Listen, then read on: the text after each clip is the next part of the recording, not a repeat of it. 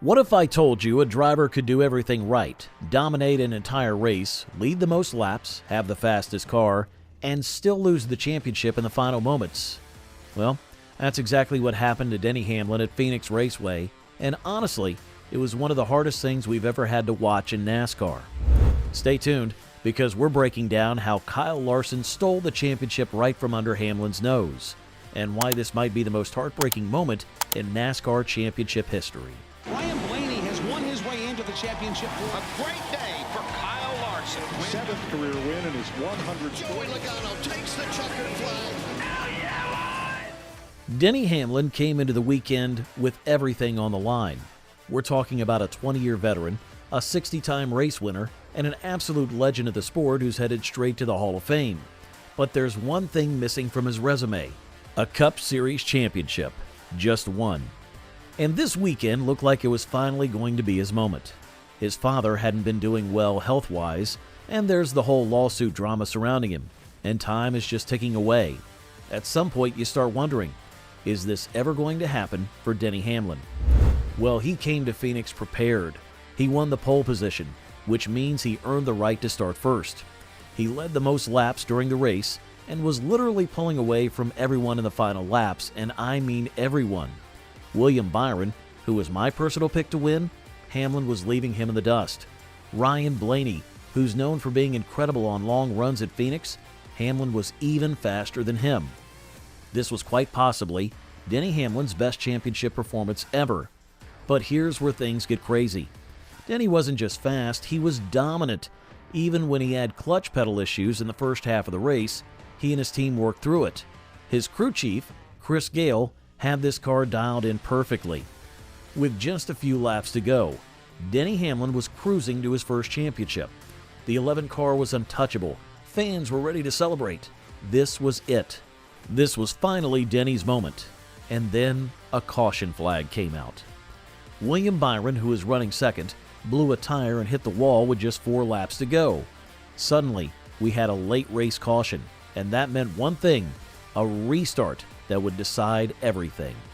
Now, here's where strategy comes in, and here's where things get interesting. Denny's team had a choice to make on pit road. Do you take 4 fresh tires and have better grip, but lose track position?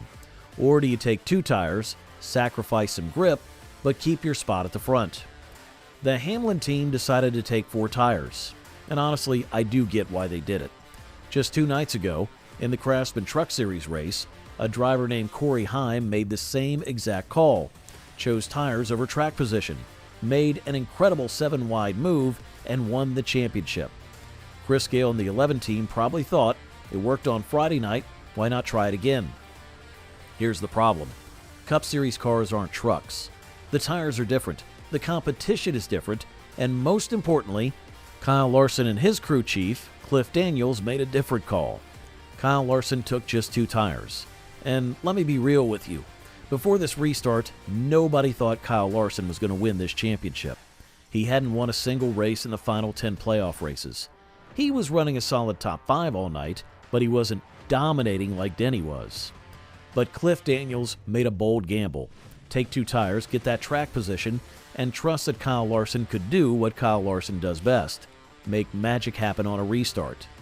And that's exactly what happened. On that final restart with just 2 laps to go, Kyle Larson rolled the outside lane in turns 1 and 2 like the champion he is. He went up high near the wall, squeezed into a gap that barely existed, and somehow made it work.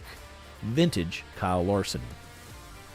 Meanwhile, Denny Hamlin, starting further back with his 4 fresh tires, just couldn't make up the ground in time. In a 2-lap shootout, track position was king, and Larson had it.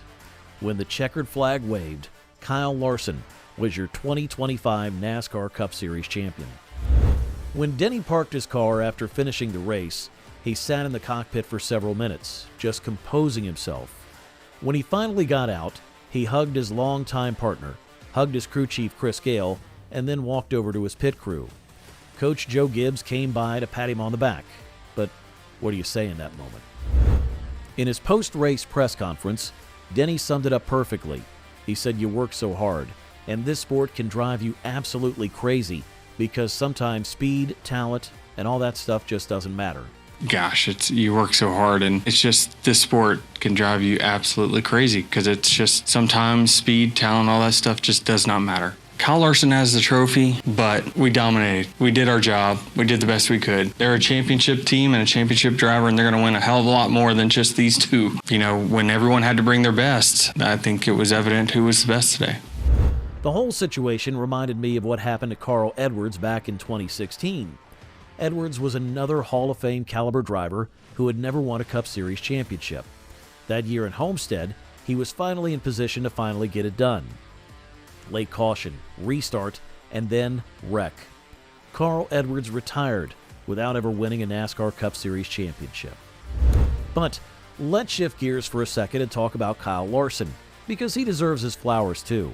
This is his second Cup Series championship, which puts him in elite company alongside Kyle Busch and Joey Logano as the only active multi-time champions.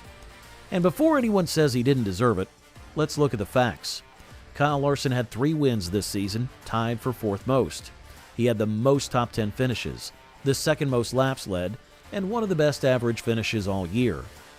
If you use the old school full season point system, Larson earned the most points of anyone in 2025. This man put together a championship-worthy season, period. Was he the best car on Sunday night? No, that was Denny. But over the course of the entire season, you can absolutely make the argument that Kyle Larson was your champion. Plus, this probably helped heal some wounds from last year, when Larson won 6 races, the most of anyone, but didn't even make it to the championship race. Oh, and by the way, can we talk about how Ryan Blaney actually won this race? Yeah, Kyle got the championship, but Blaney took home the checkered flag. Ironically, he won it on a short-run restart, even though his car was set up for the long run, which is just wild. And here's a crazy stat. Kyle Busch finished in the top 5. After the frustrating season he's had, that's got to feel good. As for the other championship contenders, William Byron probably had the second best car all day before that tire failure. He even apologized to Denny afterward, saying he felt bad for being the guy who caused the caution that changed everything.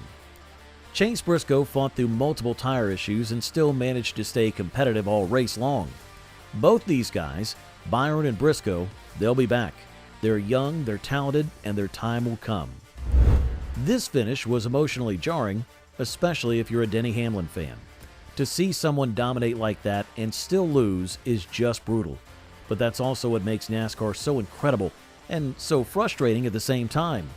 The best car doesn't always win, and that unpredictability is both the beauty and the curse of this sport. So, where does Denny Hamlin go from here? Well, he's got 2 more years on his contract. He's still fast and he's still capable, but time is running out, and that championship window doesn't stay open forever. This one is going to hurt for a while. As for Kyle Larson, enjoy it, man. You earned it. So what did you think of this race? Was it heartbreaking, exciting, both? Drop your thoughts in the comments below. And if you made it this far, you're a real one. Make sure you're subscribed and hit that notification bell so you don't miss any of our off-season content.